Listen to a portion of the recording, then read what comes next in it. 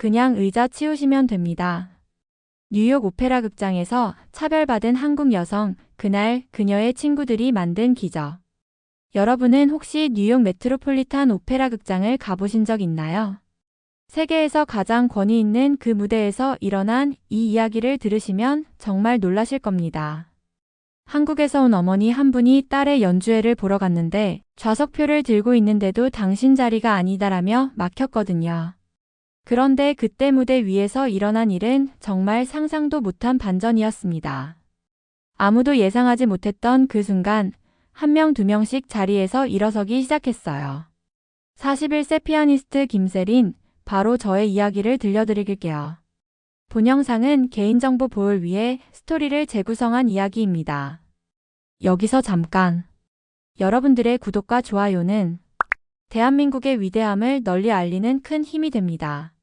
저는 김세린입니다. 뉴욕 메트로폴리탄 오페라단에서 수석 피아니스트로 일하고 있어요. 독일에서 성악을 전공했다가 반주자로 전향한 지 벌써 15년이 지났네요. 그날은 제 개인 독주회가 있는 날이었습니다. 평생 처음으로 어머니가 한국에서 제 연주를 보러 오셨거든요. 어머니는 74세이신데 비행기를 무서워하시는 분이 14시간 비행을 견디고 오셨어요. 제가 어려서부터 음악을 하겠다고 고집 부릴 때도 독일 유학비를 마련하려고 새벽 5시부터 일하셨던 분이에요. 대기실에서 떨리는 마음으로 연주 준비를 하고 있는데 갑자기 스태프가 숨을 헐떡이며 뛰어들어왔어요. 세린, 큰일 났어. 당신 어머니가 입장을 못하고 계셔. 제 심장이 쿵하고 내려앉았습니다. 무슨 소리예요? 분명히 초청장도 있고. 안내원이 자꾸 다른 줄로 가라고 하네. 아시아인이라서 그런 것 같은데 영어를 못하시니까 더 무시하는 것 같아. 제 온몸에 소름이 돋았어요. 어머니가 한국에서 오셔서 이런 일을 당하다니. 밖에서는 어머니가 조용히 좌석표를 꺼내 보여주고 계셨어요. 70대 한국 여성이 작은 몸으로 당당히 서 계셨죠. 하지만 안내원은 고개를 저으며 차가운 목소리로 말했어요. 여긴 프레스 전용 구역입니다. 다른 줄에 가세요. 어머니는 영어를 잘 못하시지만 그 차별적인 어조는 이해하고 계셨어요. 어머니의 어깨가 살짝 움츠러드는 게 보였거든요. 그 모습을 본 다른 관객들이 수군거리기 시작했습니다. 저기 좀 봐. 아시아 여성분한테 뭐라고 하네. 좌석표 들고 있는데 왜 안 들여보내주지? 몇 명은 핸드폰으로 그 상황을 촬영하기 시작했어요. 어머니의 당황스러운 표정이 그대로 찍히고 있었죠. 무대로 올라가는 시간이 되었습니다. 저는 깊게 숨을 쉬며 마음을 진정시키려 했어요. 어머니는 결국 맨 뒷자리로 밀려나서 홀로 앉아 계셨죠.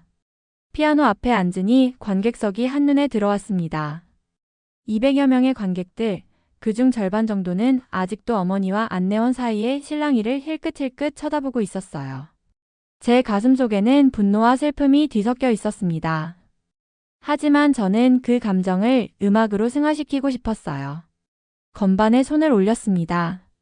쇼팽의 발라드 1번. 독일 유학 시절 힘들 때마다 연주했던 곡이에요. 연주가 시작되었지만 관객석은 완전히 조용하지 않았습니다. 앞줄에서는 여전히 웅성거리는 소리가 들렸고 스마트폰 카메라, 셔터 소리도 들렸거든요.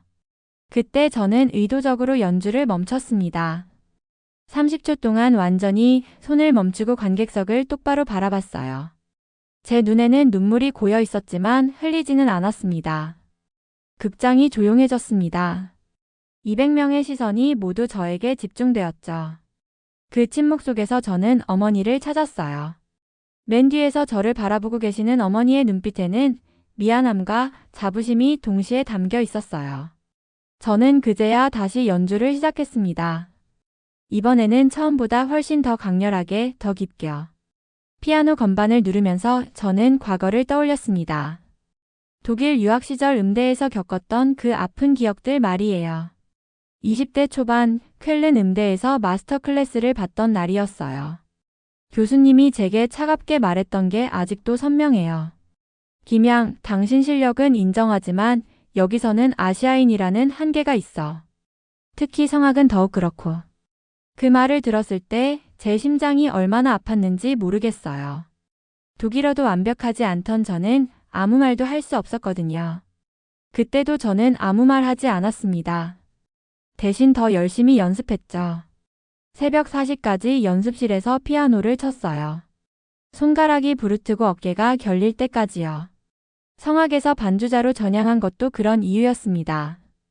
무대 중앙에 서서 주목받는 것보다 옆에서 다른 사람을 빛내주는 역할이 더 안전하다고 생각했거든요.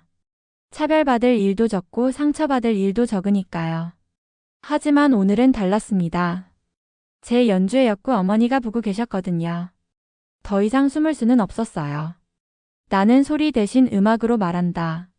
속으로 중얼거리며 저는 더욱 깊이 연주에 몰입했습니다. 제 감정이 고스란히 음표가 되어 흘러나왔어요. 관객들도 점점 저의 연주에 빨려들기 시작했습니다. 앞서 웅성거리던 사람들도 조용해졌고 핸드폰을 내려놓기 시작했죠. 어머니는 맨 뒷자리에 앉아 계셨지만 전혀 위축되지 않으셨어요. 오히려 더 당당하게 등을 꼿꼿이 세우고 앉아서 저를 바라보고 계셨죠.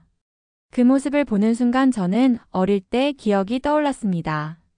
초등학교 때 음악 발표회에서 다른 아이들이 저를 가난한 애라고 놀렸을 때 어머니가 제게 말씀하셨던 그 말이요. 세리나, 내가 잘못한 게 아니면 절대 고개 숙이지 마라. 우리는 당당해야 한다. 그때도 어머니는 낡은 옷을 입고 계셨지만 누구보다 당당하셨어요. 쇼팽 발라드의 클라이맥스 부분이 다가왔습니다. 가장 어려운 고음 구간이자 연주자의 모든 감정이 폭발하는 순간이에요. 저는 그 부분에서 지금까지 해본 적 없을 만큼 감정을 쏟아부었습니다. 손가락이 건반을 누를 때마다 마음속의 모든 것이 음악으로 흘러나왔어요. 분노도 슬픔도 자부심도 사랑도 모두 음표가 되어 극장을 가득 채웠습니다. 제 손끝에서 나오는 선율은 마치 저의 영혼이 울부짖는 것 같았어요. 관객들이 숨을 죽이고 들었어요. 몇몇 분들은 눈을 감고 음악에 완전히 빠져들어 있었고 어떤 분들은 눈물을 글썽이고 계셨죠. 극장 전체가 하나의 거대한 악기가 된 것 같았어요. 제 연주에 맞춰 모든 것이 숨쉬고 있었거든요. 1악장이 끝났을 때 일어난 일은 정말 예상치 못한 일이었습니다. 먼저 제 친구 제시카가 자리에서 일어났어요. 메트로폴리탄 오페라단의 소프라노 가수로 저와 함께 많은 무대를 해온 친구죠. 제시카의 눈에는 눈물이 맺혀 있었어요. 그리고 조용히 어머니가 계신 뒷자리로 걸어갔습니다. 그 다음에는 브루노가 일어났어요. 프랑스에서 온 바리톤 가수인데 평소에는 무뚝뚝한 성격이거든요. 하지만 그날 그의 표정은 진지했어요. 이어서 이탈리아 테너 마르코도 자리에서 일어났습니다. 마르코는 제가 가장 어려워했던 곡들을 함께 연습해준 친구예요. 세 사람이 동시에 어머니께로 향하는 모습을 보며 다른 관객들도 웅성거리기 시작했습니다. 저 사람들이 뭐 하는 거지? 아, 저분이 연주자 어머니신가 보네. 제시카가 어머니께 손을 내밀며 따뜻한 목소리로 말했습니다. 이쪽으로 오세요. 앞자리에 앉으셔야죠. 어머니는 처음에는 당황하셨지만 제시카의 진심 어린 눈빛을 보시고는 조용히 고개를 끄덕이셨어요.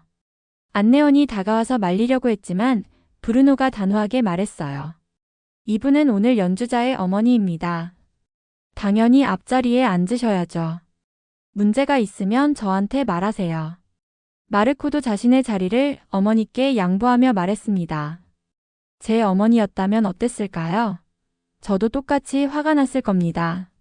그때부터 다른 관객들도 하나둘씩 자리에서 일어나기 시작했어요. 처음에는 몇 명이었는데 점점 더 많은 사람들이 일어섰습니다. 한 나이든 백인 여성이 어머니께 다가와 말했어요. 저도 딸이 있어요. 이런 일은 있어서는 안 돼요. 젊은 흑인 남성도 고개를 끄덕이며 말했습니다. 음악에는 차별이 없어야죠. 어머니를 앞자리로 모시는 그들을 보며 관객들이 박수를 치기 시작했어요. 처음에는 몇 사람이었는데 순식간에 전체로 번져나갔습니다. 저는 피아노 앞에 앉아서 그 모든 장면을 지켜봤습니다. 눈물이 날 뻔했지만 꾹 참았어요. 어머니가 앞자리에 앉으시자 극장이 다시 조용해졌습니다. 하지만 이번의 조용함은 전과 달랐어요. 따뜻하고 경건한 정적이었거든요. 저는 천천히 일어나서 마이크를 들었습니다. 떨리는 손으로 마이크를 잡았지만 목소리는 또렷했어요. 잠깐 말씀드릴 게 있습니다. 제 목소리가 극장 전체에 울려 퍼졌어요. 200명의 관객이 모두 숨을 죽이고 들었습니다. 오늘 이 연주는 저를 키워준 한 어머니와 침묵으로 함께 해주신 여러분께 드립니다. 잠시 멈춤 후 저는 더 깊은 목소리로 말했어요. 음악에는 국경도 없고 인종도 없고 차별도 없습니다. 오직 진심만 있을 뿐이죠. 관객들 중 몇 분이 고개를 끄덕이셨어요. 저는 20년 동안 무대 뒤에서 다른 사람을 빛내주는 일을 해왔습니다. 하지만 오늘은 제가 빛나고 싶어요. 제 어머니를 위해서요. 그 말을 마치고 저는 다시 피아노로 향했습니다. 이번에는 베토벤의 월광 소나타였어요. 어머니가 가장 좋아하시는 곡이거든요. 제가 어릴 때부터 집에서 늘 연주해드렸던 곡이에요. 첫 음을 누르는 순간부터 극장의 분위기가 완전히 바뀌었습니다. 모든 관객이 완전히 음악에 집중했어요. 아까와는 차원이 다른 몰입도였죠. 월광 소나타의 1악장은 조용하고 서정적인 곡입니다. 하지만 그날 제 연주에는 특별한 무언가가 있었어요. 어머니에 대한 사랑, 감사, 그리고 미안함이 모두 녹아들어 있었거든요. 연주가 끝나자 3초간 완전한 정적이 흘렀습니다. 그리고 폭발적인 박수가 터져 나왔어요. 관객들이 모두 일어서서 박수를 쳤습니다. 어머니도 앞자리에서 눈물을 흘리며 박수를 치고 계셨어요. 박수가 5분 동안 계속되자 오페라단 총감독이 무대로 올라왔습니다. 평소에는 공식적인 행사가 아니면 무대에 올라오지 않는 분인데 그날은 예외였어요. 잠깐만요, 여러분. 총감독이 마이크를 잡자 극장이 조용해졌어요. 먼저 오늘 일어난 일에 대해 깊이 사과드립니다. 우리 극장에서 이런 일이 일어나서는 안 되었어요. 이는 우리 극장의 가치와 정신에 어긋나는 일입니다. 총감독의 목소리에는 진심이 담겨 있었어요. 하지만 오늘 우리는 음악의 진정한 힘을 목격했습니다. 그리고 저를 바라보며 말했습니다.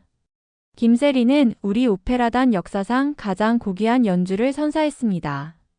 오늘 이 무대는 음악이 어떻게 사람들의 마음을 하나로 만드는지, 그리고 진정한 예술가의 품격이 무엇인지를 보여준 무대였어요. 관객들이 다시 한번 박수를 쳤습니다. 그리고 여러분도 오늘 진정한 관객의 모습을 보여주셨습니다. 차별에 맞서고 정의를 선택하셨어요.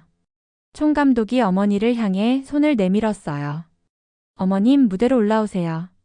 오늘의 진정한 주인공은 어머님입니다. 어머니는 처음에는 머뭇거리셨지만 제시카와 브루노가 양쪽에서 손을 잡고 정중히 모셔드렸어요. 74세의 작은 체구 어머니가 세계 최고 권위의 오페라 무대에 서시는 순간이었어요. 무대 위에서 어머니와 저는 포옹했습니다. 어머니의 어깨는 여전히 작았지만 그 어깨가 제게는 세상에서 가장 든든했어요. 엄마 고생하셨어요. 우리 딸 정말 자랑스럽다. 그 순간 관객들 중 많은 분들이 눈물을 닦고 계셨어요. 저도 참았던 눈물이 터져 나왔습니다. 연주회가 끝나고 대기실로 돌아왔을 때 어머니가 제 두 손을 꼭 잡으시며 말씀하셨어요. 세리나, 넌 음악으로 나를 지켜냈구나. 그게 진짜 딸이네. 어머니의 목소리는 떨리고 계셨지만 분명했어요. 저는 어머니를 보며 대답했습니다.